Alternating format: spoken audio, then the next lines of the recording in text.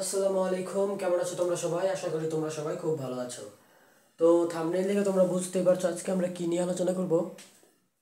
আজকে আমরা আলোচনা করব চ্যাপ্টার 7 ফিজিক্সের তরঙ্গ ও শব্দ, এইটা নিয়ে। তো আমার সর্দি হয়েছে, যদি ভয়েসটা একটু খারাপ শোনা যায় তোমরা সেটাকে ইগনোর করে দিও, ঠিক আছে? সরি। দেখো 3-4 দিন ধরে ভিডিও দেয় নেই, খুবই অসুস্থ ছিলাম এই জন্য। তো এখানে কতগুলো কন্টেন্ট দিচ্ছি। দেখো চ্যাপ্টার 7টা পড়তে হলে আমাদের যে বেসিকগুলো পড়তে হবে, সেই বেসিকগুলো আমরা এখানে লিখছি। আরও কিছু আছে তোমাদের বইয়ের মধ্যে, এক্সট্রা কিছু থাকতে পারে, সেটা আমি খেয়াল করি নাই বা বই আমি দেখি নাই। আমি আমার মতো করে কন্টেন্টগুলো সাজাইছি। যদি আমি ম্যাথ করতে যাই, তারপরে সিকিউর নম্বর সলভ করতে যাই, তাহলে আপাতত এই কন্টেন্টগুলো বললেই চলে। কিন্তু তোমাকে বইটা অবশ্যই কিন্তু পড়তে হবে, বইয়ের রিডিং করতে হবে। তো দেখো, প্রথমে লিখছি পর্যাবৃত্ত গতি, তারপরে লিখছি কি স্পন্দন গতি, তারপরে লিখছি তরঙ্গ, তারপরে লিখছি তরঙ্গের প্রচলিত রাশি, তারপরে কি লিখছি শব্দ তরঙ্গ এবং প্রতিধ্বনি। মোটামুটি 6টা কন্টেন্ট পড়লে আমাদের চ্যাপ্টারটা একটা আয়ত্ত হয়ে যাবে। তো ফার্স্টে আমরা কি বলবো? পর্যাবৃত্ত গতি। যদিও তোমাদের বইয়ের মধ্যে এটা নিয়ে মেবি আলোচনা করা আছে কিনা নাই আমি জানি না। আচ্ছা দেখো, তো পর্যাবৃত্ত গতি এটা আমরা চ্যাপ্টার 2-এ কিন্তু পড়ছিলাম গতিতে। আমি ভিডিও দিই নাই, তোমরা যারা চ্যাপ্টার 2 পড়ছো তারা পর্যাবৃত্ত গতি সম্পর্কে জানো। তো পর্যাবৃত্ত গতি কি? কোনো গতিশীল বস্তু কণার গতি, আমি সংজ্ঞাটা বলতেছি। কোনো গতিশীল বস্তু কণার গতি যদি এমন হয় যে সে নির্দিষ্ট একটা বিন্দুকে নির্দিষ্ট সময় পর পর নির্দিষ্ট দিকে অতিক্রম করে, মানে কি করে? নির্দিষ্ট দিকে অতিক্রম করে, তাহলে সেই গতিকে কি বলে? পর্যাবৃত্ত গতি। যেমন আমি একটা উদাহরণ দিই। ধরো এটা একটা কণা, এটা কি একটা কণা? দেখা যায়। এটা ধরো এই যে একটা গতিপথ, ধরো এটা একটা গতিপথ, ঠিক আছে? কণাটা একটু বড় করে দিই, কণাটা দেখা দিতেছে না। ধরো এই যে কণাটা, এই কণাটা কি করতেছে? ধরো এইটা একটা বিন্দু, এই বিন্দুটাকে সে এই ঘুরে ঘুরে ঘুরে ঘুরে আইসা প্রতি 10 সেকেন্ড পর পর কি করতেছে? এই বিন্দুটাকে সে অতিক্রম করতেছে। এই যে এই বিন্দুটাকে এই কণাটা কি করতেছে? প্রতি 10 সেকেন্ড পর পর অতিক্রম করতেছে। কোন দিক দিয়ে? এই যে এই দিক দিয়ে, এই দিক দিয়ে যে এইভাবে ঘুরতেছে, গতিপথটা এরকম। এই যে এইভাবে সে কি করতেছে? এই কণাটাকে, সরি, এই বিন্দুটাকে সে কি করতেছে? প্রতি 10 সেকেন্ড পর পর অতিক্রম করতেছে। মানে কি? সে নির্দিষ্ট দিকে নির্দিষ্ট সময় পর পর 10 সেকেন্ড নির্দিষ্ট সময় পর পর কি করতেছে? একটা নির্দিষ্ট বিন্দুকে একই দিক থেকে অতিক্রম করতেছে। তাহলে তার গতিটা কি হবে? পর্যাবৃত্ত গতি। তো পর্যাবৃত্ত গতি কি বুঝছো? আরেকটা উদাহরণ দিই, তাহলে বুঝবা। পর্যাবৃত্ত গতি যে সবসময় গোলাকার হবে সেটা কিন্তু না। পর্যাবৃত্ত গতি কি হতে পারে? সরলরৈখিক হতে পারে, আবার উপবৃত্তাকার হতে পারে, মানে যে কোনো শেপের হতে পারে, ঠিক আছে? তো দেখি আরেকটা দেখি।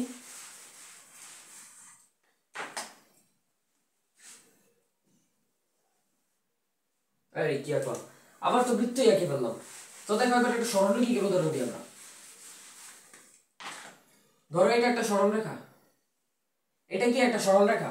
ধরো এইটা একটা নির্দিষ্ট বিন্দু, এই সরল রেখার এটা কি একটা নির্দিষ্ট বিন্দু। এইখানে একটা কণা আছে, এখানে কি আছে? একটা কণা আছে। এই কণাটা কি করতেছে? প্রতি 5 সেকেন্ডে এতটুকু যায়, বাকি 5 সেকেন্ডে কি করে? এতটুকু যায়। আবার ঘুরে আসে এতটুকু 5 সেকেন্ডে, আবার ঘুরে আসে এতটুকু 5 সেকেন্ডে। এইভাবে সে তার গতিপথ অতিক্রম করতেছে। মানে কি? গতিপথটা কিরকম এটা একটু বোঝার চেষ্টা করো। প্রথমে 10 সেকেন্ড এতটুকু যায়, আবার 10 সেকেন্ডে ব্যাক করে আসে। মানে এরকম করতেছে, যে এরকম ভাবে চলতেছে, বুঝছো? কিভাবে চলতেছে বুঝছো? সে কি করতেছে? এই দিক থেকে, এই যে এই দিক থেকে কি করতেছে? এই বিন্দুটাকে, এই কণাটা এই দিক থেকে এই বিন্দুটাকে কি করতেছে? প্রতি 5 সেকেন্ড পর পর, সরি 5 সেকেন্ড না, একটু বেশি হইতে পারে, এই যে এইখান থেকে 5 সেকেন্ড পর পর কি করতেছে? অতিক্রম করতেছে। কিন্তু যখন সে আবার এই দিক থেকে অতিক্রম করে, আমরা বিবেচনা করি এই দিক থেকে, তখন কিন্তু সে 5 সেকেন্ড পর পর অতিক্রম করতেছে। কিভাবে? এই অবস্থান থেকে সে প্রতি 5 সেকেন্ড এতটুকু আসে, বুঝছো? প্রতি 5 সেকেন্ড থেকে এতটুকু আসে, মানে কি 5 সেকেন্ড পর পর অতিক্রম করতেছে, ঠিক আছে? এখানে কি বুঝতেছে? 5 সেকেন্ড হতে পারে। আবার দেখো, ধরো এই যে এখানে অতিক্রম করলো, আমরা একটা আলাদাভাবে আঁকি। এটা যদি স্মার্ট বোর্ড হতো তাহলে বুঝতে পারতাম এখানে বের হইতেছে আর কি। সরলরেখার ক্ষেত্রে একটু ঝামেলা হবে, এইটাই স্বাভাবিক। তো দেখো, ধরো এই বিন্দুটাকে সে কি করবে? অতিক্রম করবে। প্রথমে এইখান থেকে এই বিন্দুটাকে অতিক্রম করলো, ওইটা আবার এখানে গেল, আসার সময় আবার অতিক্রম করে আবার এখানে আসলো, তারপর আবার এখানে গেল। তাদের টোটাল কত সেকেন্ড হয়েছে? 15 সেকেন্ড হয়েছে। একবার অতিক্রম করার পর এই দিক থেকে অতিক্রম করতে তার দ্বিতীয়বার কত সময় লাগতেছে? 15 সেকেন্ড সময় লাগতেছে। 5 সেকেন্ড বলছিলাম, ভুল হয়েছে, সরি। 15 সেকেন্ড সময় লাগতেছে, ঠিক আছে? এখানে এসে এতটুকু অতিক্রম করছে, 15 সেকেন্ড লাগতেছে। আবার 5 সেকেন্ড, আবার 10 সেকেন্ড, আবার 5 সেকেন্ড, ঠিক আছে, 15 সেকেন্ড লাগতেছে। তো দেখো, এইটার গতিপথটা একটু বিবেচনা করো। একটা নির্দিষ্ট বিন্দুকে নির্দিষ্ট দিকে নির্দিষ্ট সময়ে বারবার অতিক্রম করতেছে, নির্দিষ্ট সময়ে নির্দিষ্ট দিকে একটা নির্দিষ্ট বিন্দুকে কি করতেছে, অতিক্রম করতেছে, তার মানে কি তার গতিটা কি পর্যায়বৃত্ত গতি। ক্লিয়ার হয়েছে পর্যায়বৃত্ত গতিটা? আশা করি তোমরা বুঝতে পারছো পর্যায়বৃত্ত গতিটা। ঠিক আছে,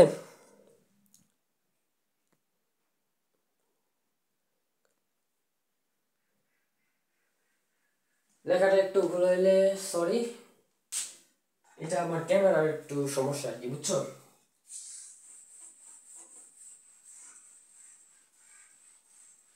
ক্যামেরা দুর্বল, এই জন্য লেখাটা ক্লিয়ার বোঝা যায় না। তারপরে দেখো স্পন্দন গতি। আমরা স্পন্দন গতি বলতে কি বুঝি, চ্যাপ্টার 2 এ তোমরা পড়ছো, তারপর আমরা একটু বুঝাইতেছি। স্পন্দন গতির সংজ্ঞাটা যদি আমরা দিই, তো পর্যায়বৃত্ত গতিসম্পন্ন কোনো বস্তুর গতি যদি এমন হয় যে সে তার পর্যায়কালের কি অর্ধেক সময় একদিকে এবং বাকি অর্ধেক সময় তার বিপরীত দিকে চলে, তাহলে তার গতিকে কি বলে, স্পন্দন গতি বলে। স্পন্দন গতি কিরকম হতে পারে, স্পন্দন গতি কিরকম হতে পারে, তার আগে আমরা দুইটা উদাহরণ দেখি। স্পন্দন গতির সংজ্ঞাটা তোমরা আপাতত জানি রাখো। এখন আমরা কি করবো, সরল স্পন্দন গতি নিয়ে আলোচনা করবো। সরল সন্ধিতে স্পন্দন গতি, এই দুইটা নিয়ে আলোচনা করবো। এই দুইটা আলোচনা করলে তোমরা কি স্পন্দন গতিটা ক্লিয়ার হয়ে যাবে। ঠিক আছে, তো সরল সন্ধিত স্পন্দন গতি যেটা, সেটাকে আমরা দুইভাবে ব্যাখ্যা করব। আমাদের 9th-এর সিলেবাসে, 9-এর সিলেবাসে আমরা দুইভাবে ব্যাখ্যা করব।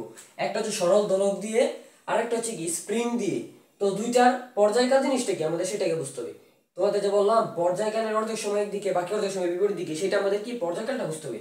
প্রথমে আমরা সরল দোলকের ক্ষেত্রে বিবেচনা করি, তারপর আমরা স্প্রিং এর ক্ষেত্রে বিবেচনা করব। তো দেখো, যদি আমি একটা সরল দোলক আঁকি, সরল দোলক হচ্ছে কি, এই যে এই বিন্দু থেকে এটা একটা সরল দোলক, এটা হচ্ছে আমাদের সেই বস্তুটা যাকে বব বলা হয়। কি বলা হয়, বব। তারপরে ধরো এটাকে একটু এদিকে নাড়িয়ে দিলাম, মানে এই যে এখান থেকে নিয়ে এখানে দিয়ে দিলাম, তাহলে কি হবে, এটা একটু এরকম হয়ে যাবে। তারপরে ছেড়ে দিলে আবার এটা এখানে চলে আসবে। যদি বাতাসের বাধা টাধা না থাকে, তাহলে সেটা কি অনবরত এরকম এরকম করতে থাকবে, এরকম এরকম করতে থাকবে, তাই না? এটাই তো হওয়ার কথা, স্বাভাবিক। যদিও আমাদের এখানে বাতাসের বাধা থাকার কারণে সেটা কি হয়, হয় না। যদি আমরা এটাকে একটা বাতাসের বাধাহীন একটা নেই, তাহলে এটা কন্টিনিউয়াসলি চলতে থাকবে। ঠিক আছে, কোনো বাধা যদি না দিই, বাধা তো অবশ্যই থাকবে। তাহলে দেখো এইখানে এটা কি একটা সরল দোলক, এটাকে একটা সরল দোলক আমাদের সুবিধার্থে আমরা ধরে নিতেছি। ঠিক আছে, তো এই সরল দোলকের পর্যায়কাল জিনিসটা কি, পর্যায়কাল হলো, ধরো এটাকে আমি এখানে টেনে নিয়ে ছেড়ে দিছি, এটা কি করতেছে, এই যে এইখান থেকে স্টার্ট হয়েছে, এখানে এই গতিপথটা কোথা থেকে স্টার্ট হয়েছে, এটা একটু খেয়াল করো, এখান থেকে স্টার্ট হয়েছে, এই যে এই বিন্দু থেকে স্টার্ট হয়েছে, এইখান থেকে ওই যে এইখানে যাবে, আবার ঘুরে এখানে আসবে তার আদি অবস্থানে, মানে যে যেখান থেকে শুরু করছে পুরাটা গতিপথ ঘুরে আবার সেই অবস্থানে ফেরত আসতে তার যতটুকু সময় লাগছে, সেটাই কি তার পর্যায়কাল। ধরলাম আমরা পর্যায়কালটিকে টি দ্বারা প্রকাশ করি, বড় হাতের টি দ্বারা প্রকাশ করি। তাহলে দেখো স্পন্দন গতি কি, পর্যায়কালের অর্ধেক সময় কোন দিকে, একদিকে। এই যে ধরো এই যে এখান থেকে এতটুকু আসছে, এটা কি তার পর্যায়কালের হাফ। তো পর্যায়কালের হাফ সেই দিকে আসছে, আর বাকি অর্ধেক সময় কি তার বিপরীত দিকে গেছে, এই যে বিপরীত দিকে গেছে। ঠিক আছে, বুঝছো, এটাই কি আমাদের স্পন্দন গতি। তো টি, এখানে যদি আমরা পর্যায়কালটাকে আমরা ফাইন্ড করতে চাই, মানে বের করতে চাই, তাহলে সূত্রটা কি হবে, সূত্রটা হবে কি 2 পাই রুট ওভার L/G। সূত্রটা একটু মাথায় রাখবা, সূত্রটা মুখস্থ করে ফেলো। ঠিক আছে, সূত্রটা মুখস্থ করে ফেলো। অনেক সময় এই সূত্র ইউজ করতে হয় তোমাদের, এমসিকিউর ক্ষেত্রে সিকিউর মধ্যে আসতে পারে, বলা তো আর যায় না। ঠিক আছে, তারপরে দেখো স্প্রিং এর ক্ষেত্রে আমরা বিবেচনা করি। স্প্রিং, স্প্রিং এর ক্ষেত্রে আমরা দেখি, স্প্রিং এর ক্ষেত্রে আমরা দেখি, ও তার আগে আমরা একটা জিনিস দেখি, স্পন্দন গতি, না না স্প্রিং নিয়ে আলোচনা করি, তারপরে ব্যাখ্যা করি। স্প্রিং যদি আমরা আলোচনা করি, স্প্রিং কিরে কালি বের হয় না, কেন কালি বের হয় না কেন, স্প্রিং, SPRING, স্প্রিং। আমরা এখনো স্পন্দন গতিতে এসেছি। তো একটা স্প্রিং, ধরো একটা স্প্রিং আছে এরকম,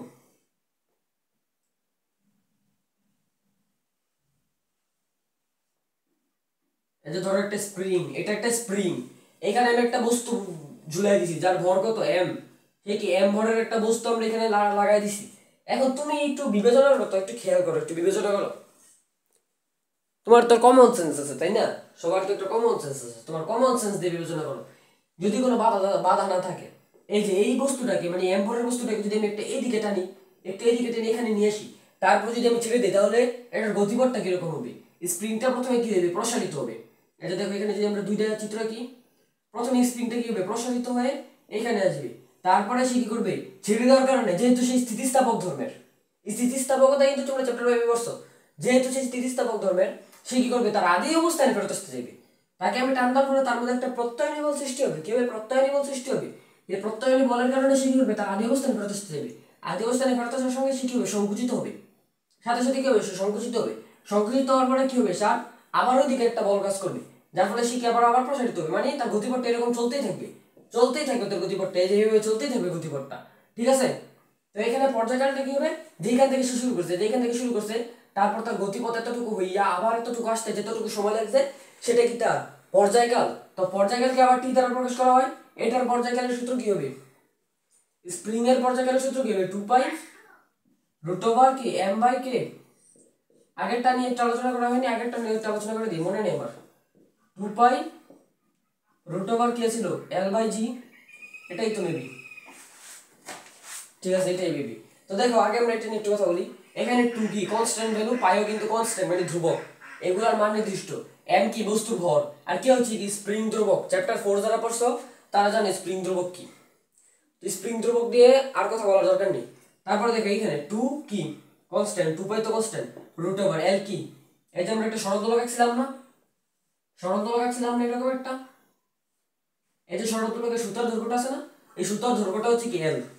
আবার সুতার দৈর্ঘ্যটা কি ববের মাঝখানে হতে হবে, যে বব না এটা, এই ববের মাঝখান পর্যন্ত সুতাটা থাকবে, যে সুতাটা এইভাবে এসে ববের মাঝখান পর্যন্ত থাকবে। ঠিক আছে, বুঝছো? বুঝছো? আর জিতো কি অভিকর্ষ ত্বরণ, যার মান অলওয়েজ 9.8 পৃথিবীতে। ঠিক আছে, তো আশা করি স্পন্দন গতি আমাদের ক্লিয়ার।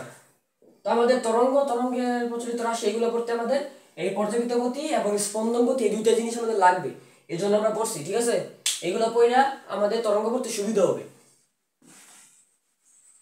তো দেখো আমরা সব মুছে দিই।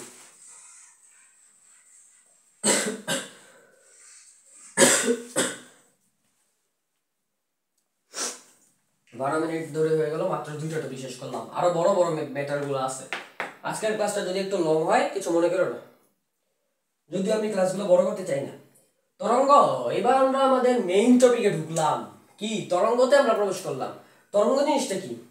তরঙ্গ হচ্ছে এক প্রকার পর্যাবৃত্ত আন্দোলন। আমরা যদি সংজ্ঞাটা বলি, তরঙ্গ হচ্ছে এক প্রকার পর্যাবৃত্ত আন্দোলন যা কি হয় সঞ্চারিত হতে পারে, মানে এক স্থান থেকে অন্য স্থানে কি হতে পারে যেতে পারে।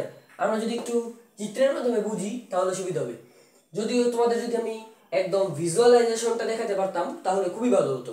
দেখি আমি একটা শর্ট আপলোড দেওয়ার চেষ্টা করবো, এটা বাস্তবে মানে অরিজিনালি দেখতে কেমন, যদিও এটা এই বোর্ডে দেখানো সম্ভব নয়, স্মার্ট বোর্ড হলে দেখাতে পারতাম। তো দেখো তোমাদের একটা ওয়েবসাইটের নাম বলে দিই, সেখান থেকে দেখে নিতে পারো। PHET, এটা লিখে কি করবা গুগলে সার্চ দিবা, গুগলে সার্চ দিয়ে এই ওয়েবসাইটে ক্লিক করবা। ফার্স্টেই দেখবা PHET.ডট একটা ওয়েবসাইট আসবে, সেই ওয়েবসাইটে ঢুকবা। ওয়েবসাইটে ঢুকবে, সাইডে দেখবে একদম উপরে এই যে এটা মোবাইলের ইন্টারফেস, যারা কম্পিউটার থেকে করবা তারা কম্পিউটারের ইন্টারফেস দেখবা।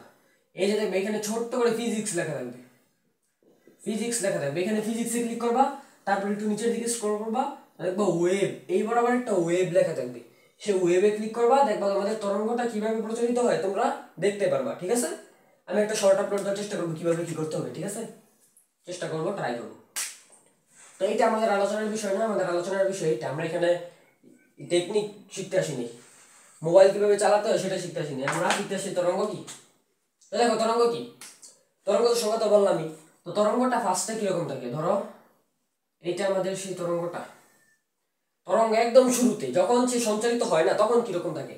আর মাথায় রাখবা আমরা যখন গতি করছিলাম পর্যাবৃত্ত গতি স্পন্দন গতি, তখন আমরা কয়টা কণা বিবেচনা করছি, কয়টা কণা নিচ্ছি, একটা কণা নিচ্ছি, কিন্তু তরঙ্গের ক্ষেত্রে কয়টা কণা থাকবে, অসংখ্য কণা থাকবে। 1 মিনিট পানি খেয়ে নি।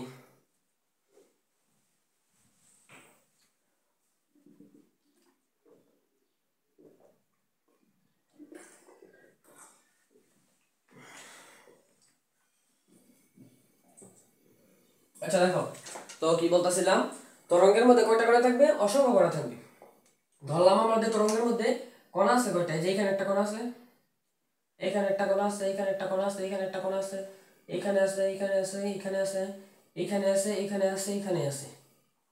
একদম শুরুতে এই জিনিসটা এরকম থাকবে, তরঙ্গটা একদম শুরুতে কিরকম থাকবে, এরকম থাকবে। যখন সে কি হবে না, তরঙ্গ যখন সৃষ্টি হয় নাই, কণাগুলা এরকম সিরিয়াল ওয়াইজ থাকবে, ঠিক আছে? স্মার্ট ভিজুয়ালাইজেশন করালে আমি এটা দেখাতে পারতাম, ঠিক আছে? তো যখন তুমি তরঙ্গটা স্টার্ট করবা, এই যে এই কণাটা দিয়ে তরঙ্গ স্টার্ট হবে, এই কণাটা কি করবে, একবার উপরে উঠবে আবার নিচে নামবে, সাথে সাথে এই কণাটা যেহেতু উপরে উঠছে নিচে নামছে, তারপরে এই কণাটা উপরে উঠবে, তারপর আবার নিচে নামবে, একই বরাবর এই কণাটা উপরে উঠবে, আবার এই কণাটা নিচে নামবে, এই কণাটা উপরে উঠবে, এই কণাটা নিচে উঠবে। এটা কিন্তু পর্যায়ক্রমিক ভাবে হবে। প্রথমে এই কণাটা উপরে উঠবে, তারপরে নিচে নিচে নামবে, তারপরে এইটা, তারপরে এইটা, একটা একটা করে হবে, একবারে সব হবে না, একসাথে সব হবে না। যখন তরঙ্গটা নতুন নতুন স্টার্ট হবে, তখন প্রথমে দেখো, প্রথমে যে এইভাবে সৃষ্টি হবে, এরকম একটা তরঙ্গের সৃষ্টি হবে। তারপরে একসাথে যখন তরঙ্গটা এই পর্যন্ত চলে আসবে, তখন একসাথে সবগুলো কণা কি হবে, এইরকম এরকম করে তরঙ্গ সৃষ্টি করবে। বুঝছো তরঙ্গটা কিভাবে সৃষ্টি হয়? এটাই তোমাদের বুঝাতে চাচ্ছিলাম। এটা হচ্ছে আমাদের তরঙ্গ জিনিসটা কি। যদিও তোমাদের ডাইরেক্ট তরঙ্গের প্রচলিত রাশি আলোচনা করা হওয়া উচিত ছিল, আমি তোমাদের আরো ক্লিয়ার করার জন্য, তরঙ্গ জিনিসটা কি বোঝানোর জন্য আমি এটা দেখাইলাম। তো তরঙ্গ কয় প্রকার? অনেক রকমই আছে তরঙ্গ। আমরা তো কয়েকটা তরঙ্গ সম্পর্কে জানি। যান্ত্রিক তরঙ্গ কি? আমরা মেইনলি এই চ্যাপ্টারে যান্ত্রিক তরঙ্গ, অনুধ্রুব তরঙ্গ এবং অনুপ্রস্থ তরঙ্গ, এই তিনটা তরঙ্গ নিয়ে আমরা আলোচনা করব। যান্ত্রিক তরঙ্গ কি? যে তরঙ্গ সঞ্চালনের জন্য মাধ্যমের প্রয়োজন হয় তাকে কি বলে? যান্ত্রিক তরঙ্গ বলে। উদাহরণ হিসেবে কি কি বলা যায়? শব্দ তরঙ্গ বলা যায়। শব্দ তরঙ্গের মাধ্যম লাগে, যেটা তোমাদের পরে আলোচনা করা হবে, বুঝতে পারবা। তো যান্ত্রিক তরঙ্গটা আমরা যদি লিখি,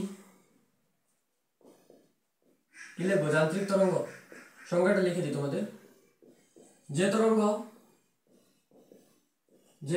সঞ্চালনের